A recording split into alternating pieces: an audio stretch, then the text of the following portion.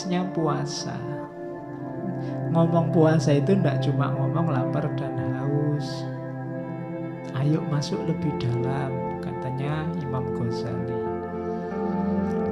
Yang pertama, yang jelas puasa itu kepatuhan. Allah sendiri yang merintah secara terang-terangan loh. Ndak tedeng aling-aling kutiba alaikumusiyam, kalian diwajibkan. Maka puasa yang pertama-tama bermakna kepatuhan kita pada Allah. Segala manfaat, segala hikmahnya puasa itu di bawah kepatuhan ini. Ndak boleh dibalik. Puasa itu menyehatkan. Kalau saya sudah sehat, apa harus puasa Pak? Harus tetap. Nggak bisa dibalik. Puasa itu bikin kita menahan nafsu. Wah, saya itu tidak pernah tergoda oleh nafsu Pak, berarti tidak butuh puasa. Enggak. Yang pertama-tama tetap kepatuhan.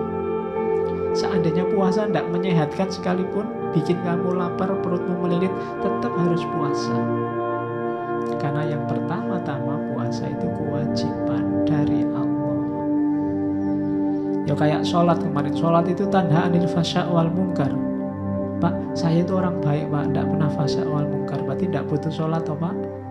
Tetap butuh sholat. Kenapa? Itu kepatuhan. Bukti bahwa kita percaya pada Allah, pada Rasul. Jadi yang pertama-tama itu tidak pakai argumen apa-apa. Baru kalau kita sudah patuh, kita rinci manfaatnya apa, hikmahnya apa, biar lebih mantap kepatuhan kita. Jadi tidak bisa dibalik. Tidak bisa, Pak, sholat itu kan untuk mengingat Allah. Sholat li dzikri katanya Allah. Kalau saya sudah anytime ingat Allah, apa butuh sholat Pak? Butuh. Kenapa? Kepatuhan. Jadi yang pertama-tama ibadah itu kepatuhan. Baru terus kita cari hikmahnya, manfaatnya, rahasianya. Itu biar ibadah kita semakin mantap. Biar kita sadar bahwa Allah tidak pernah nyuruh sesuatu yang sia-sia. Tapi itu belakangan, setelah nilai kepatuhan, termasuk puasa. Terus yang kedua, pelatihan, riyadhah. Jadi puasa ini semacam short course 1 bulan. Latihan nyapih nafsu. Latihan mengendalikan diri, menguasai diri. Itu puasa. 1 bulan penuh kita dilatih. Saya tidak tahu sukses apa enggak. Kalian sendiri yang ngerti. Jangan sampai short course hanya tinggal short course, seminar hanya tinggal seminar. Harus fokus pada hasilnya. Biar besok benar-benar merayakan Idul Fitri, kembali fitrah. Jadi latihan terus.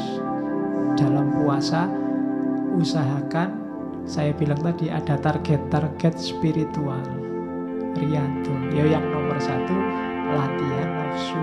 Berani nggak misalnya khusus 1 bulan Ramadan besok Pak, saya buka WA hanya setelah maghrib sampai isya misalnya. Saya buka WA hanya kalau mau tidur Pak misalnya. Atau saya tidak akan lagi posting tentang yang dunia-dunia Pak 1 Ramadan ini. Saya ngomongnya akhirat aja misalnya. Jadi tidak apa-apa, itu kan latihan pelan-pelan. Jadi silahkan bikin target sendiri, riyadhah, bikin pelatihanmu sendiri. Ya latihan utamanya memang melawan hawa nafsu. Semoga sukses. Yang ketiga, puasa adalah pengorbanan, persembahan. Persembahkanlah rasa laparmu, persembahkanlah rasa hausmu, persembahkanlah perjuanganmu untuk Allah. Jangan untuk yang lain. Jangan untuk, Pak lumayan Pak ada puasa 1 bulan, bisa diet gratis, lumayan bisa menurunkan berat badan. Dan persembahkan puasamu untuk Allah. Dimensi pengorbanan. Semua ibadah itu persembahkan untuk Allah. Bahkan kalau kamu sholat kan ada yang di doa iftitah itu kan inna sholati wa nusuki, sholatmu, ibadahmu, bahkan hidupmu dan matimu persembahkan untuk Allah. Kalau dipersembahkan untuk Allah kan nggak boleh sembarangan.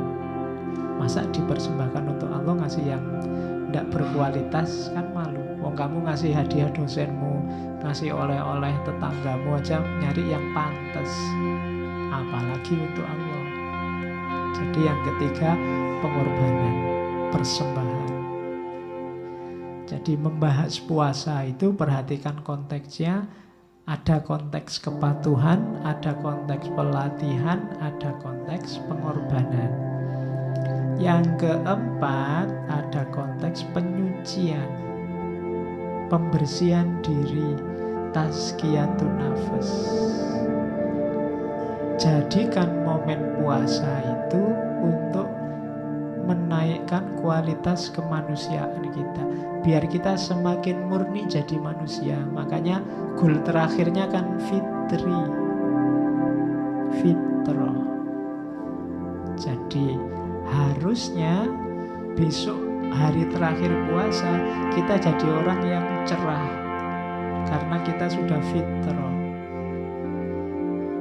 Jadi dimensinya penyucian lahir dan batin.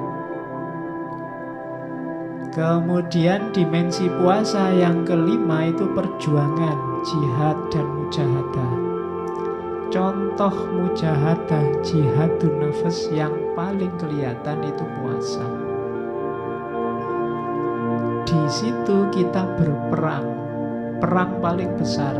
Kan Nabi bilang, habis perang Badar Nabi bilang kita kembali dari perang kecil menuju perang besar. Perang besar apa? Mengalahkan diri sendiri, antara lain lewat puasa.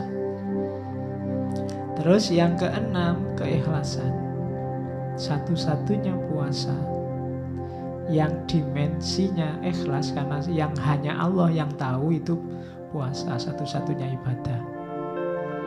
Yang ikhlasnya bisa murni tanpa terkontaminasi hal-hal lain itu puasa. Kalau orang sudah lillahi ta'ala puasa, mungkin tidak ada orang tahu. Kalau sholat kelihatan, khusyuk tidak khusyuk kelihatan, tapi kalau puasa tidak kelihatan, seperti dijelaskan di depan. Terus yang terakhir, baru puasa itu bisa masuk ke level hikmah dan iktibar. Kalau ada orang bahas puasa dari segi kesehatan, itu level hikmah dan iktibar. Puasa dari segi harmoni sosial, itu level hikmah dan iktibar. Dari puasa kita bisa mengambil pelajaran apa? Itu hikmah dan iktibar. Dari puasa kita peka secara sosial, itu hikmah dan iktibar. Level terakhir dari puasa. Jadi ternyata puasa konteksnya banyak, dimensinya banyak. Otomatis manfaat dan dampaknya juga banyak. Itu cerdasnya seorang Ghazali. Kalau kita mikir sendiri mungkin tidak nyampe ke sini. Kita kan ngertinya cuma pokoknya puasa itu menahan lapar, haus, dan hubungan seksual, itu dong. Di luar itu tidak nyampe. Pokoknya itu sama kataman Al-Quran, itu pun nggak sukses-sukses.